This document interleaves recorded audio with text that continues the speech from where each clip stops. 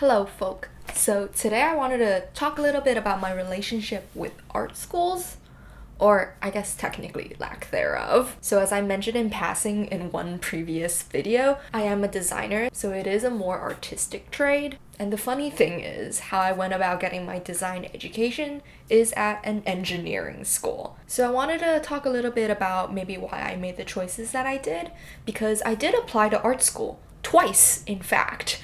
Not two different schools, but at two different times in my high school and college journey. And so this is the story of how I applied to art school twice and didn't go either time.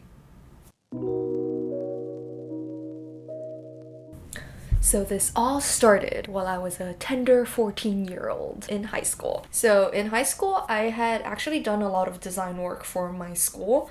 I was kind of the only kid that knew what Photoshop was, and so my art teacher kind of took me under the wing and exploited me for unpaid labor. A lot of the stuff that I worked on was event posters, like invitations, holiday cards for the school, like really things that should have been outsourced to an actual designer somehow fell on me. But it's okay, because I look back to that time fondly, because that was sort of where I got my start in design. And so it was doing a lot of these that I realized, yeah, I freaking love design. But doing art and going to art school it never felt like a viable option for me. Sort of like being raised in an immigrant family, there was a lot of like academic pressure placed on me to go to a school that had like a lot of prestige, and of course to study something along the lines of medicine, law, engineering. So because of that, come time of college application, I did end up applying to a lot of engineering schools, sort of thinking that computer science was my calling in life. But what I had done was I secretly applied to an art school within an academically strong school just to see what would happen. So this is the portfolio review interlude. I thought I'd go over some of the, pieces that I submitted for this application. So at the time, my strength was definitely in design, particularly communication design. So I did a lot of print work and marketing materials. And these are all the work that I did for my school. Not for school, as in for my specific classes, but literally with the school as my client. Like, I made them a Christmas card. There were so many individual music notes that I had to do for this specific piece, and it took me hours, and it was crazy. The pattern... I'm not mad. I'm not mad. What do you mean? I'm not mad. Because if they didn't do that, I would not have a portfolio at that moment. So also included in here is a lot of the work that I had done on Wattpad, as well as this design forum called Shadowplay. To say that my school prompted my love for design isn't technically correct. I truly, got my start in design on Wattpad. Yes, the Wattpad, the reading and writing website in which many critically acclaimed novels and films were adapted from. But that aside, I was quite an active participant of Wattpad's multimedia design club, which is where you made book covers, banners, just any assortment of design items, and I just did a whole bunch of that. And it was a really great community, in fact, because you would be able to post the work that you did. People could request you make them something, people gave feedback, designers who have been on for a longer time really offered mentorship, and it was a crazy amazing experience that really allowed me to develop my design skills without a formal education at that point.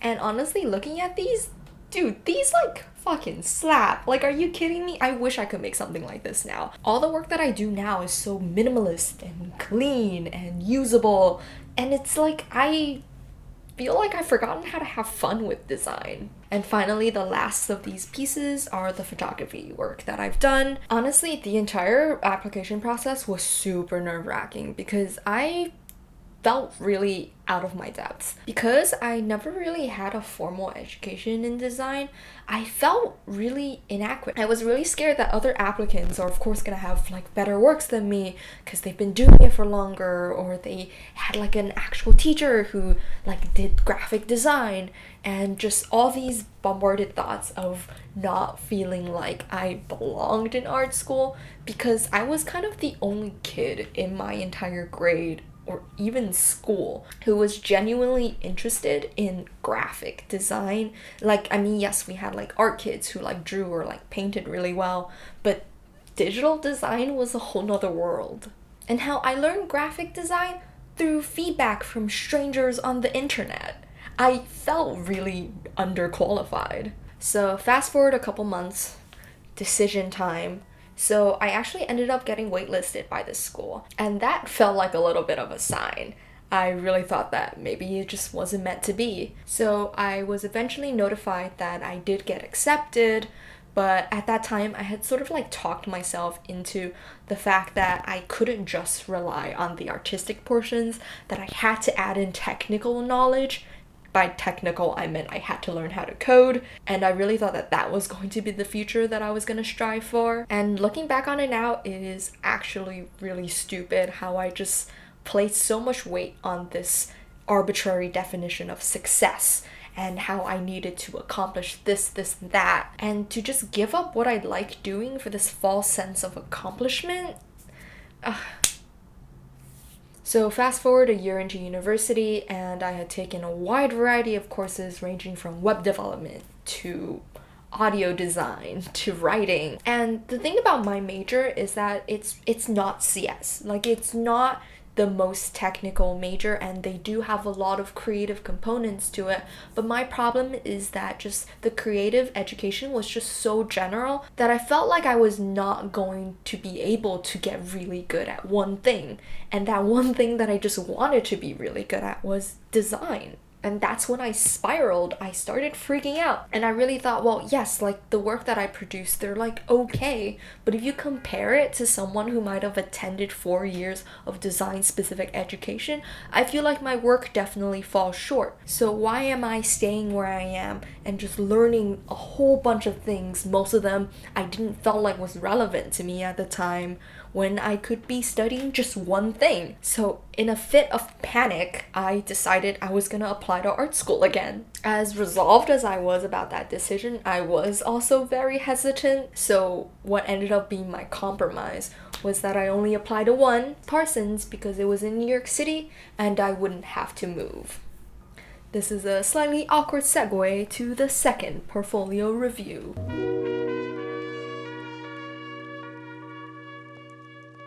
So my portfolio the second time around, it was definitely more varied and had a lot more, I guess, personal works. Not necessarily personal as in about me, but really just like projects that were slightly more experimental, things that I had done for the sake of myself rather than for anyone. So this was when I was really in my like art as a form of statement kind of phase, where I really wanted to make a point with a lot of the things that I had made, and I didn't want to just do commercial work. I wanted to make artistic installations. So for the main portfolio project that I had to do for the application, I ended up doing something that was a critique on capitalism. So for this, they are a set of GIFs, or I guess posters that live as GIFs. So I took a lot of vintage ads, sort of like distorted them and put in bold typography. So the concept behind this piece was really when I learned about subliminal messaging, which is the idea that if you have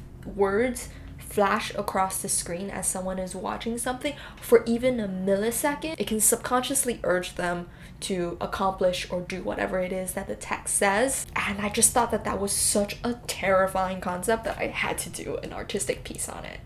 And I also included some user interface design pieces because at this time I really was trying to transition more into the digital sphere. So I was really interested in like product design and user experience design. So I thought I might include a couple of pieces that I had done for that. And finally, I also submitted some drawings that I had done. So they're like pretty rough sketches, but I did want to show that I wasn't just a purely digital designer and that I can draw. I'm definitely not that great at drawing, but I knew that I couldn't scrape by with just digital works, so I did submit 2 pieces that I felt were decent and I was relatively proud of, and really just anything to make a pretty diverse portfolio because I knew that that was important. So the whole time that I was waiting for my decision is just a lot of lying on the floor and crying. Come decision time, when I got the acceptance, I was so happy, but I also knew that I couldn't accept it.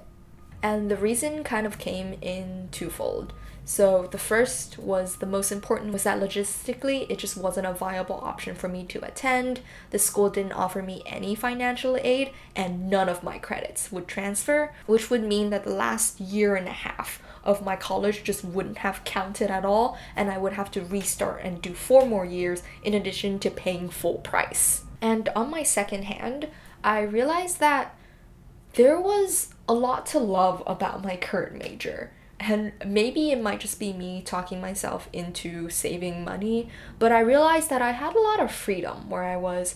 My program was relatively new, and even though we have to take a lot of different mediums of digital media, I realized that if I am able to apply design into all of these projects, then it's still a valid way for me to learn and improve my skills, despite having to take these classes that didn't seem relevant to me at the time. Because a lot of these classes were project-based, if I could somehow incorporate design into every project that I do, then I can make it work.